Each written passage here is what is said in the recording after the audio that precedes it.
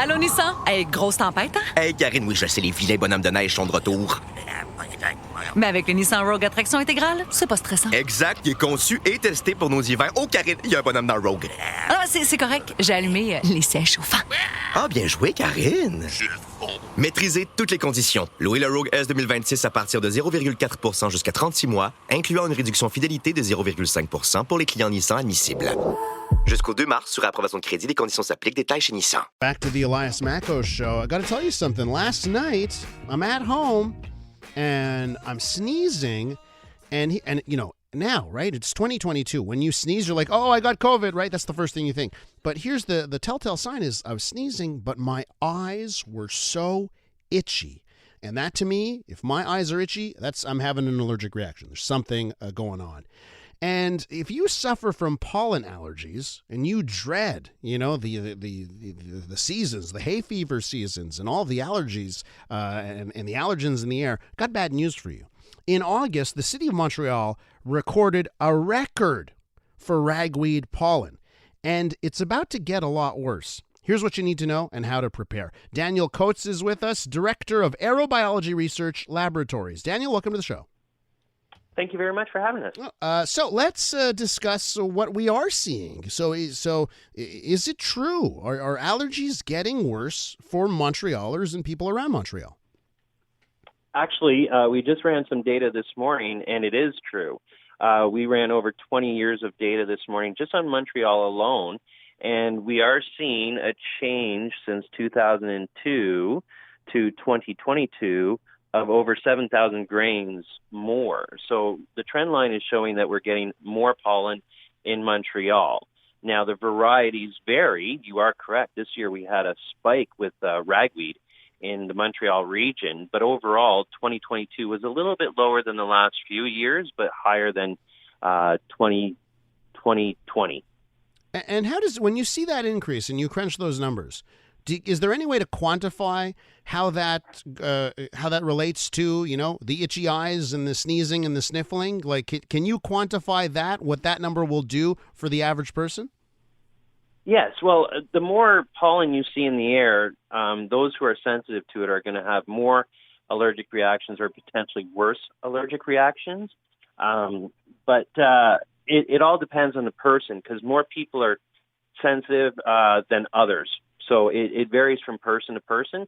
But overall, yeah, pollen's getting worse, and people who have allergies are going to suffer more. What's behind the increase? Why is it getting worse?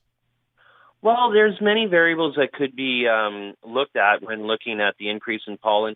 One is definitely with warmer weather, we're seeing longer seasons. And so we talk a lot about climate change, how we're seeing warmer weather in the air, and that's true. The more warm weather you have, the longer the season is. Generally, the more pollen you're going to see. But there's also other factors, too. Cities like to plant male trees because they don't produce the fruits and all the flowers, and they're not messy to clean up. So it costs cities less to have male trees, but with male trees, you get more pollen. And I got you. So do you think cities should change that? Should they start planting more female trees? Well, it all depends. Some trees are more allergenic than others. So a lot of cities are looking at putting still male trees, but ones that are less allergenic. And so no birch, no oak, no poplar. Those are very allergenic type trees. So it varies from city to city, but more and more cities are doing that to try and create a more healthy environment for those that live in the area. So, you know, what can we do about it? You know, yesterday, what did I do? I popped a generic Aeris pill, right, is what I did when I felt those itchy eyes. But what can people do to sort of guard against being affected so much by, you know, the increased pollen? Well, the best thing to do is know what's in the air. By knowing what's in the air, you have the knowledge to make the right decisions for your own health. There's no cure for allergies, so avoidance is definitely the best approach you can take. After that, we always say talk to your doctor about your own personalized approach to managing allergies. But from our perspective, the more you know about what's going on in the environment around you, the better you can protect yourself and minimize the allergic reactions that you're going to experience. Is there anything good that comes out of more pollen? More pollen, does that equal more bees? Like, is there anything that is good about this situation? I'm not a bee expert. I don't think it means more bees, but what it does mean is the ability for trees to reproduce and flowers to reproduce. And more trees means a cleaner environment. More flowers is just beautiful and great for the environment as well as bees. But it's not necessarily going to give you more bees. It's their own way of creating new baby trees and new baby plants, and that's how the pollen works. And when we're talking about the air we breathe, especially in cities here, I know the subject of pollution in the air comes up as well. So is there anything to add to that when we're talking about the quality of our air? And I know that also affects allergies too if there's a lot of air pollution here. What can you add to that?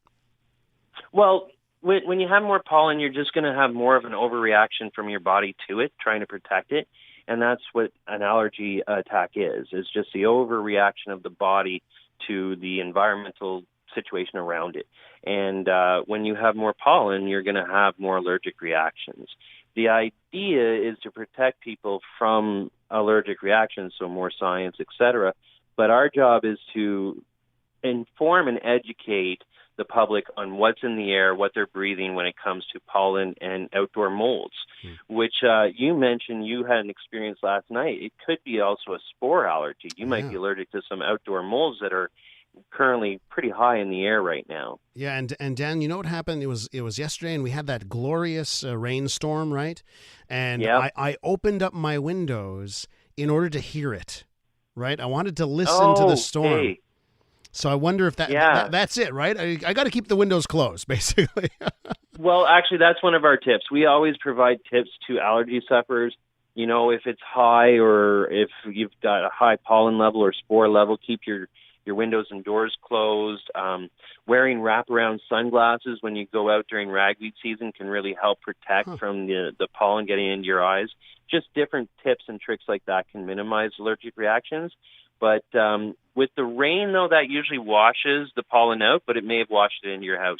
Daniel, listen, thanks so much for coming on the program. As I know, we've got our allergy-suffering listeners that are very interested in this subject. Thanks so much.